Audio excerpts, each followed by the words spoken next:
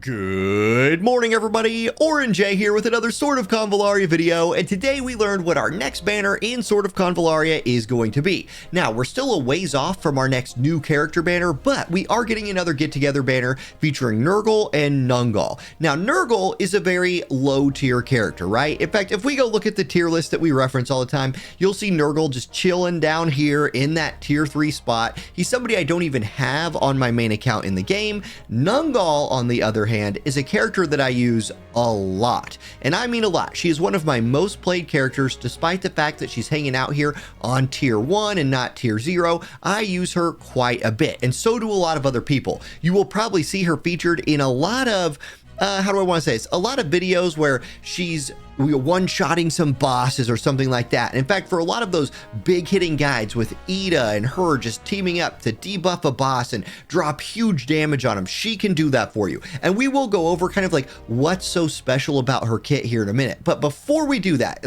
before we dive into our girl, I do want to give a little bit of a warning. There are a lot of good characters coming down the pipe. This is definitely a banner meant to, or at least encouraging people who pulled Sophia to want to team her and Nungal up. Nungal is very good at putting Hangman's Mark on an enemy, and Sophia is very good at taking advantage of Hangman's Mark. However, there's a few reasons why this isn't necessarily picture perfect. Is it a good idea? Yes, if you have both of them, you can definitely run them together, but Nurgle has a few red flags in her kit. She's probably not somebody who you want to throw all of your resources at. If you're a light spender or a free-to-play player in the game, you might want to continue saving for one of the more higher tier characters. And I want to kind of show you why, I guess, before we do that. And to do so, there's a really good Reddit post I'm going to reference here. This is by Locke.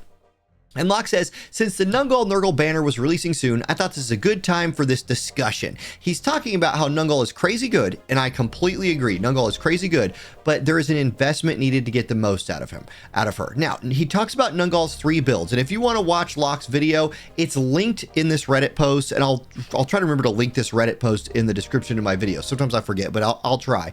Anyway, he has a video. You can go over all this stuff, but you have a basic attack with Hangman's Mark build. The problem with that build is there's like line of sight issues with that, powerful shot and deadly aim build, and then I really like the sniper stance build where she's just stationary and popping big damage. Now he talks about a couple of the problems with just thinking you can pull Nungal, team her up with Sophia, and just go to town, and that's what I want to focus on in this post. He says, problem 1, Sophia until 4 stars will use her trait to mark a target with Hangman Mark for just 1 turn. Sophia has a speed of 179 while Nungal has a speed of 106. So massive speed disparity right there. So any enemies higher than 106 but slower than 178 will not have the mark from Sophia's trait, because they will take their turn in between them. Now, there's ways you can manipulate the speed, using debuffs, other characters, the cask throw from Ida, for example. And if you have Ida, that is a big reason to maybe pull for Nungal, where you could do that massive amount of debuffing into big damage, but that's maybe a different video. Anyway, Nungal's point 2, Nungal's deadly aim skill has a secondary effect of giving Hangman's Mark units plus 60% crit rate, and then clearing the mark upon crit. So when Nungal marks them, you're very likely to crit them, but then the mark goes away. So if you use Sophia's anti-espionage order, 4 energy cost, not spammable, to mark an enemy for 2 turns, and you somehow get Nungal to take the turn right after Sophia with turn manipulation or speed manipulation, something like that, before the enemy goes, once you use the skill, the mark's gone. So yes, there's good synergy between these 2 characters. No, they are not the perfect 2 characters to pair together. Still, I do want to take this opportunity to give Nungal her props. For a unit that's been in the game forever, she is somebody you can have a lot of fun with. Now you can see I haven't even ranked 12 mine yet. Well, here, let's see if I can do it. I was running really low on my rank up materials the other day. I've taken several units to rank 12, but this is a bottleneck. Here, I actually have enough. So I've farmed up enough now. I will go ahead and invest her up to rank 12. Just showing you this is a unit I use all the time. This will help me clear some stages in the game that I haven't cleared yet. She's insanely good as a boss killer, and I'm going to tell you why. So here, I'm going to go into Nungal's kit. If all you wanted was the should you pull part of this video, my recommendation is, if you were just hoping for some awesome overpowered synergy between her and Sophia that's going to clear the whole game, she's not going to do that. However, if you have Ida, if you have Sophia, if you want to do some really cool boss killing super damage combinations, this could be your girl. If you can set her up where she doesn't have to move, can take advantage of her long range, she's an excellent boss killer for you. Let's go over her kit real quick. Now, her trait looks like crossbow, changes her damage to magic damage, so that's a big deal for her. I like the magic damage aspect here. And her damage increases the further away she is from the target. This is not going to be an entire kit breakdown. I just want to show you how to set up her like big damage combo right here. Here's what I've been running on her lately. Fatal Attack is an interesting one because it deals 100% physical damage and increases crit damage by 15%. A lot of people will use Marking Bullet if they're going for the Sophia combo, because even though this only does 85% physical damage, it inflicts the Hangman's Mark for 2 turns. So that's a big deal. This is where people think they could take advantage of Marking Bullet and then run her in a combo with Marking Bullet, full draw, so her basic attack damage goes up by 30%, and you can see the appeal there, right? You just need to basic attack with the Marking Bullet to put the mark on. You increase your basic attack damage. It's magic damage. You know, bada bing, bada boom, you're kind of doing a lot of DPS. This isn't my favorite way to play her, though. My favorite way to play her is instead to take advantage of skills like Sniping Stance, where she gains, it's an instant, she gains Sniping Stance, which increases her maximum range by 2 tiles. Again, she does better DPS the further away she is from targets. It increases her attack and crit by 15%, but she cannot move. This is where I think her actual best teammate in the game is not Sophia, but at least for the way I play her, let's go find Ida, I think her best teammate in the game is Ida. So while I think the intention of putting the banner out right now is so that people who pull for Sophia will be tempted to pull for Nungal, and then might accidentally, you know, end up pulling Nurgle and throw all their stuff at the banner and have to spend money, and that will probably happen to some people.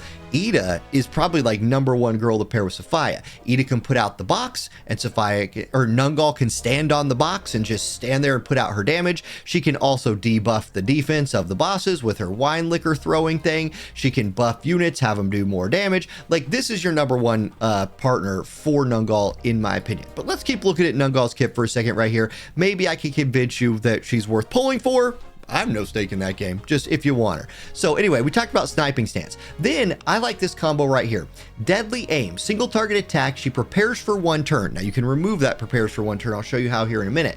160% damage to the enemy, ignores block, and when attacking enemies with the Hangman's Mark, increase crit by 60%. The Hangman's Mark is cleared after landing a crit. Because this is my favorite build for Nungal, use this skill, Deadly Aim, because it does so much damage, but the fact that it clears Hangman's Mark is what Locke was talking about a second ago. So I feel like there's a way where I haven't quite communicated this the way I wanted to exactly. I feel like I'm kind of tripping all over my words here. I blame that on the fact that I've had parent-teacher conferences for the last 2 days, so for like 60 hours, all I've done is work and sleep, and it's been a stretch, but do you see what I'm talking about right here? Her best skill, in my opinion, removes Hangman's Mark. So there's a little bit of counter synergy there with her and Sophia. Now, this skill prepares for 1 turn. However, if you have access to Quick Reload, it's an instant. She recovers 3 energy, reduces skill cooldowns by 1 turn, and for 3 turns, Deadly Aim does not need to prepare for 1 turn. So this is my favorite combo with her. Deadly Aim, Quick Reload, and Sniping Stance. This is like the boss killing build. This is where I think she pairs so well with people who can debuff a boss, set her up to do insanely high damage. And there's videos out there. Maybe I'll make one of myself, but there's videos out there of people like one-shotting level 60 bosses with Nungal doing like hundreds of thousands of damage. It's actually crazy the kind of damage potential that she has if you can set her up right. I'm just not sure that Sophia is the one who sets her up. I think it's meant to kind of work the other way, but to make it work that way, you're forced to use the, you know, like the Marking Bullet version, and instead of using Deadly Aim and Sniping Stance, you're using like full draw to just, you know, make your auto attacks do, or your basic attacks do more damage, and then maybe some like shattering arrow action right here so your attacks ignore defense. That's a fine build. But one thing that Locke kind of points out in his post, one thing I kind of mentioned earlier was that sure, that build's good, but there's a lot of line of sight issues with that build. It's very situational. Even though it costs no energy, I think it lowers her ceiling a little bit. And so that's not the way I like to play her. But if it's the way you like to play her and you pulled Sophia, hey, go for it. Play this game for fun. One of the beauties of this game is that it's enjoyable in so many different ways. Okay, thank you all for watching. I hope you're having a great day and I hope you have a great rest of your week. I'll catch you next time. Peace.